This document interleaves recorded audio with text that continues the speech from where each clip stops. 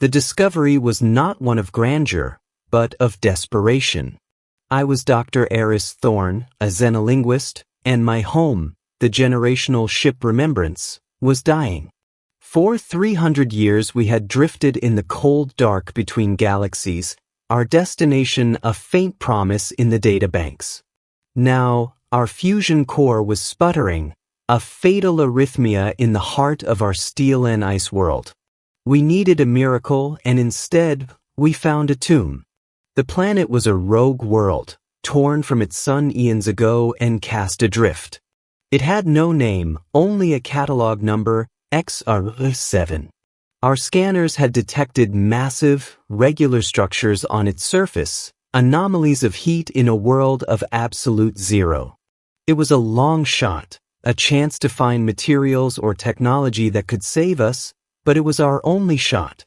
I was part of the 12-person landing party, the one deemed most useful for communicating with ghosts. The descent through the perpetual twilight was eerie. The surface below was a labyrinth of jagged, crystalline mountains, their peaks catching the distant, dying light of a star cluster millions of miles away. And there, at the base of a colossal cliff face, was the structure. It wasn't built, it was grown. A city of Obsidian, its towers were spiraled and ribbed like the internal chambers of some impossibly vast, petrified organism. It was silent. It was dead. Or so we thought.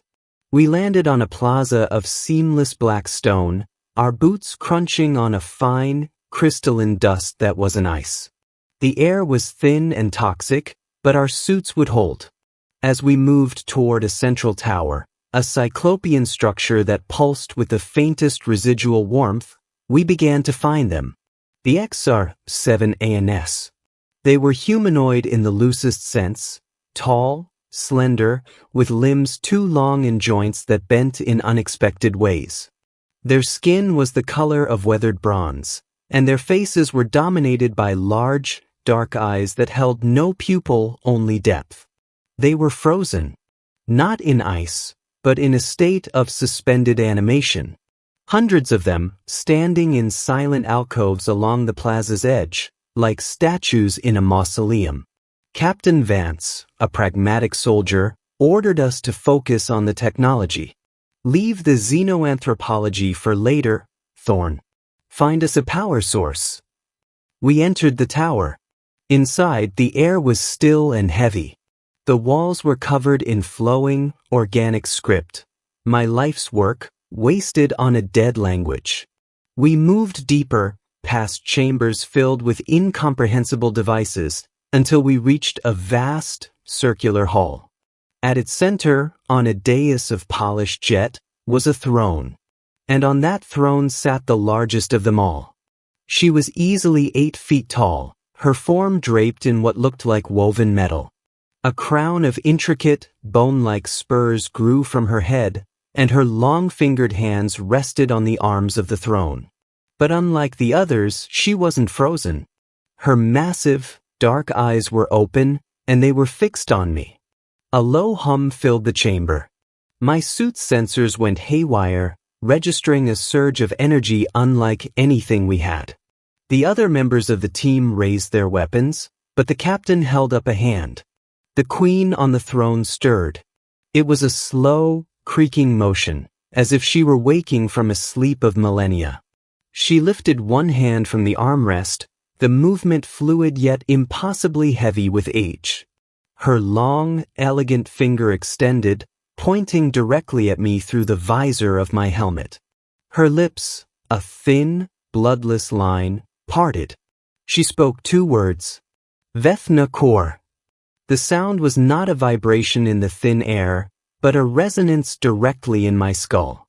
It bypassed my ears and imprinted itself on my consciousness. My teammates heard nothing. They only saw me freeze, my eyes wide. Captain Vance's voice was a distant alarm in my ear. Thorne, report. What did she say? I couldn't answer. The words, though alien, ignited a cascade of understanding within me. The universal translator in my implant, a device that mapped linguistic structures, was useless against a dead language. This was different. This was a direct transfer of meaning, a psychic or technological feat so advanced it was indistinguishable from magic. The two words meant, "You will listen." And I did. Images flooded my mind, not as a coherent narrative, but as a torrent of emotional memory. I saw this city in its prime, a hive of life and light. I saw the XR7 as not as statues, but as a vibrant, thinking species. I saw their science, which was a form of biological artistry, and their history, which was a symphony of peace. Then I saw the blight, a slow, creeping decay that began at the heart of their world, a cancer in their sun. They had felt it dying, and they had known their time was short. They couldn't leave. Their biology was too deeply tied to their world. So they made a choice. The queen, their sovereign, and their mother made the choice for all of them. She initiated the great stillness. It was not death, but a form of suspended animation, a hibernation of the entire species, locked in a single, collective moment. They were waiting for a catalyst, a key that could reverse the decay, a power source that could reignite the core of their world. They had been waiting for 100,000 years. And now we had arrived. Our ship, our dying Remembrance, with its failing but still potent fusion core, was that key. In my mind, I saw our ship, its reactor being extracted and integrated into the machinery beneath the city. I saw the planet's core warming, the ice mountains beginning to run with water, the alien towers pulsing with new light. And I saw the statues on the plaza opening their eyes. The vision ended.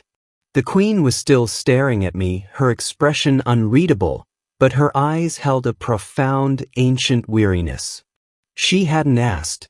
She had simply shown me the truth. Her people's survival for our ship's sacrifice. Thorne. Vance's voice was sharp, terrified. Your vitals are spiking. We're getting you out of here. I held up a hand, stopping him. No, Captain. Wait. I looked at the queen. I understood her loneliness, the impossible burden of her crown. She had watched her world die around her, holding her people in a fragile moment between life and oblivion, waiting for a chance that might never come. It was the most desperate act of love I could imagine. I turned to my crew. She showed me. Their world is dying. They need our ship's core to restart it. I explained the vision, the trade, the choice. Lieutenant Evans, our engineer, scoffed. Our core? That's insane. We'd be stranded. We die here. Everyone on the Remembrance will die anyway. I countered, the weight of the Queen's silent plea me. This is a chance. A chance for someone to live. For two species to live. This isn't our fight, Thorne, Vance said, his voice hard. Our mission is to save our people, not an alien race that's been dead for 100 millennia. She is not dead, I said, pointing at the Queen. She is waiting. And she chose me to understand. The argument raged for what felt like hours in the cold, humming chamber. The Queen simply watched, a patient god on her throne. My crew saw only a threat, an alien power that wanted to consume us. I saw a mirror.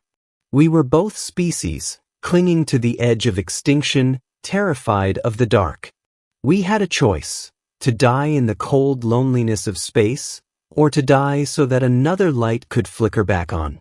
Finally, I made my own choice. I walked towards the Queen, past my protesting crew.